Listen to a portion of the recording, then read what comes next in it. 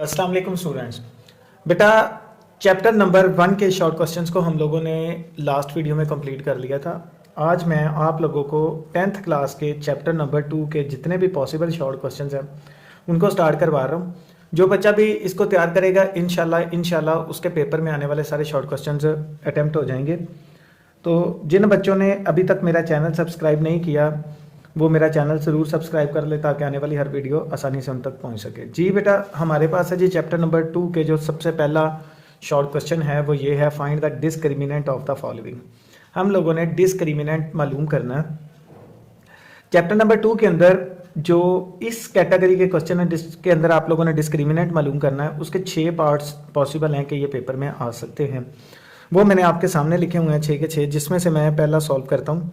ये जितने भी 6 के 6 पार्ट्स हैं उनके अंदर सबके अंदर क्वाड्रेटिक इक्वेशन दी हुई है। जितने भी पार्ट्स हैं सबके अंदर क्वाड्रेटिक इक्वेशन मौजूद है।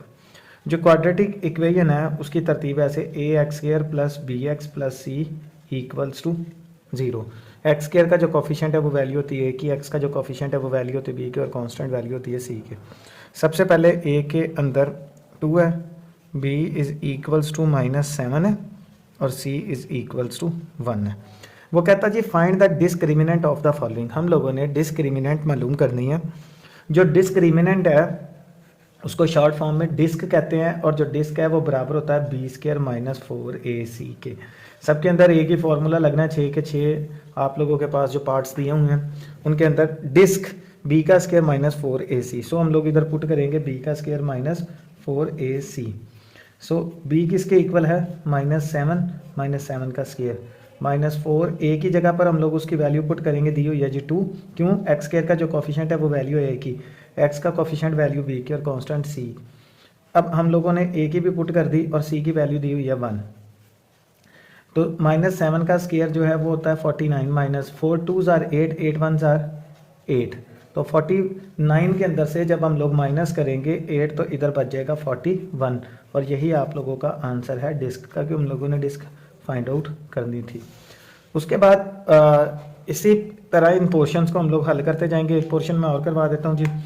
इधर x² के साथ जो है वो मौजूद है आपके पास x² - 3x plus 3 equals to 0। तो जो x² का कोफिशिएंट है वो वैल्यू है a की, a is equals to 1, b is equals to -3 and c is equals to 3। So हम लोगों ने इसका डिस्क्रिमिनेंट मालूम करना है। डिस्क्रिमिनेंट का फार्मूला b² - 4ac। b की जगह पर वैल्यू आ जाएगी -3 होल का स्क्वायर -4, a की जगह पर 1 और c की जगह पर 3।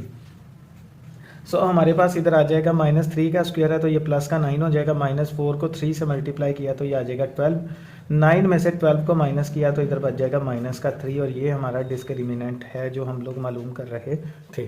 तो ये बेटा आप लोगों के पास डिस्क्रिमिनेंट बाकी भी सेम इसी तरीके से है। ये a की वैल्यू है, ये b की वैल्यू है, ये कांस्टेंट c की है, ये a b c ये सारी वैल्यूज़ हमारे पास जो हैं इक्वल्स टू 0 हैं। ये तो ये हमारे पास जो हैं वो वैल्यूज़ दी हुई हैं और हम लोगों ने उसके अंदर से डिस्क्रिमिनेंट मालूम करना। 2 मैंने कर दिए जी।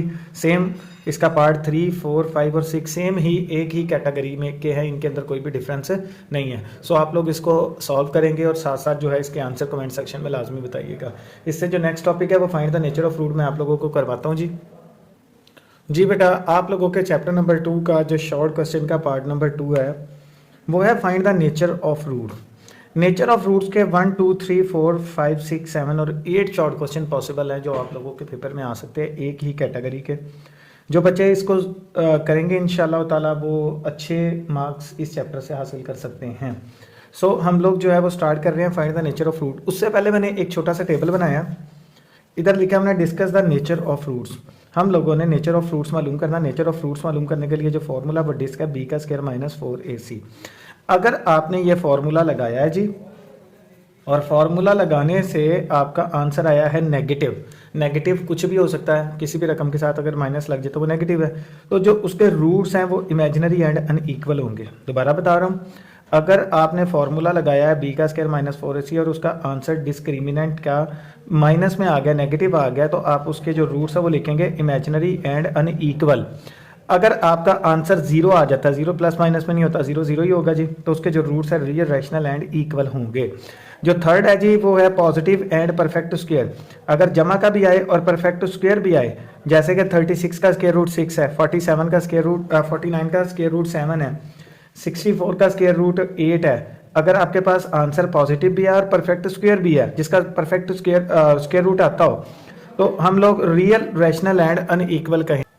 जो उसके रूट्स है वो रियल, रैशनल एंड अनइक्वल होंगे। अगर आपका आंसर पॉजिटिव आता है but not a perfect square, लेकिन पूरा स्क्वायर नहीं है, जैसे 23 है, 31 है, 44 है, तो इनका स्क्वायर रूट जो है वो परफेक्ट नहीं आता, पॉइंट्स में चला जाता है, तो जो उसके रूट्स हैं वो रियल, इरेशनल एंड अनइक्वल होंगे। तो ये आपके पास एक टेबल है जिसको आप लोग प्रिपेयर करेंगे बिफोर नेचर ऑफ रूट्स के क्वेश्चन करने से पहले आप लोग जो है इसको सॉल्व करेंगे। और आपके पास जो नेचर ऑफ रूट्स मालूम करने के लिए क्वेश्चन है उनके अंदर 8 पार्ट्स हैं जो आपको सॉल्व करवाऊंगा। मैं एक ही कैटेगरी के हैं जी, इसलिए लिखता हूँ ताकि आप लोगों के लिए आसानी हो जाए। एक्स का स्क्वायर माइनस का 23x प्लस का 7 इक्वल्स टू 0। तो इसके अंदर हमारे पास जो है वो आएगा एक्स का स्क्वायर माइनस 23x प्लस 7। तो हमारे पास एक्स स्क्वायर का जो कॉफिशेंट है वो a की वैल्यू है, एक्स का जो कॉफिशेंट है वो b की वैल्यू है, और जो कांस्टेंट है वो c की वैल्यू है। सो डिस्क्रिमिनेंट b का square minus 4ac। Nature of fruits मालूम करने के लिए फॉर्मूला होता है, b की जगह पर हमारे पास जो वैल्यू है वो उसकी आएगी माइनस 23 होल का स्क्वायर, 4a की जगह पर आएगा 1 और c की जगह पर आएगा। सो हम लोग पुट करेंगे इसकी वैल्यू। 23 का जो स्क्वायर होता है वो होता है 529, और माइनस 7 को 4 से मल्टीप्लाई करेंगे तो 7 4 जार हमारे पास आ जाएगा 20। वैल्यू पुट करेंगे तो 4 1 जार 4, 4 को 7 से करेंगे तो 28 जी। इधर 120 है जी वैल्यू c की, तो हम लोग इधर 120 पुट करेंगे। तो ये हमारे पास जब हम लोग 4 को 120 से मल्टीप्लाई करेंगे तो ये आ जाएगा 480, और इसके अंदर से इसको माइनस करेंगे 529 माइनस 480 तो ये आएगा 49। और जो 49 है वो परफेक्ट स्क्वायर है, जैसे कि मैंने इधर लिखा पॉजिटिव एंड परफेक्ट स्क्वायर, तो जो उसके रूट्स होंगे जिसका परफेक्ट स्क्वायर है वो रियल, रैशनल एंड अनइक्वल है। तो आप इधर पुट करेंगे जो उसके रूट्स है वो रियल, रैशनल एंड अनइक्वल लिखेंगे। तो ये नेचर ऑफ फ्रूट्स का आंसर है। आप लोग जब इसको सॉल्व करना स्टार्ट करेंगे तो सॉल्व के अंदर आप लोगों के पास जो आंसर आएगा उसको देखते हुए आपने इस टेबल में से सेलेक्ट करना है कि इसके रूट्स बनते क्या हैं, आंसर की तरफ देखते हुए। तो इसके आंसर की तरफ देखते हुए हमारे रूट्स ये बने। आप इस पूरे को सॉल्व करते हो तो आपका 1 नंबर कंसीडर होगा, और इस लाइन को लिखने का 1 नंबर, यानी कि 2 नंबर इस तरीक़ाकार के साथ हैं।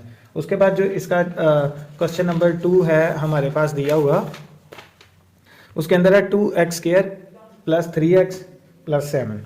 तो ये स्मॉलर वैल्यूज़ हैं, ज़रा करना भी आपके लिए ईजी हो जाएगा।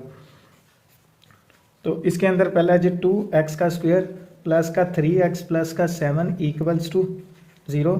सोल्यूशन, एक्स स्क्वायर के साथ जो रकम है वो a की वैल्यू है, x के साथ जो रकम है वो b की वैल्यू, और कांस्टेंट जो है वो c की वैल्यू है। सो फॉर्मूला b का स्क्वायर माइनस 4ac। हम लोग पुट करेंगे b की जगह पर 3 का स्क्वायर माइनस 4, a की जगह पर 2 और c की जगह पर 7। तो 3 का स्क्वायर बेटा किसके इक्वल होता है, 9 के, माइनस 4 2 जार 8, 8 को 7 से मल्टीप्लाई करेंगे तो ये हमारे पास आ जाएगा 56। तो ये हमारे पास माइनस का 56 और प्लस का 9 इधर बच जाएगा माइनस का 47। अब इसका आंसर जो है वो आया है माइनस के अंदर, तो जो इसके रूट्स होंगे वो होंगे इमेजिनरी एंड अनइक्वल।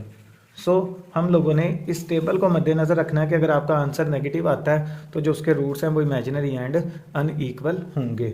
इसी तर्ज अमल के जो क्वेश्चंस हैं सेम है। a की वैल्यू 16, b की वैल्यू हमारे पास जो है वो -24 है, और c की वैल्यू 9 है। a, b और c की वैल्यूज़ पुट करेंगे डिस्क्रिमिनेंट में और आंसर लेंगे। इधर a की वैल्यू, b की वैल्यू, c की वैल्यू, और जो आंसर आएगा उसको देखते हुए आपने इस टेबल के अंदर से इंतखाब करना है कि इसके जो रूट्स हैं वो कौन से बनते हैं। सो हम लोगों के पास इसका जो फोर्थ पार्ट है वो a की वैल्यू 3 है, b की वैल्यू 7 है और c की 13 है। इसके अंदर a की वैल्यू 1 है, b की वैल्यू 3 है, c की वैल्यू 5 है।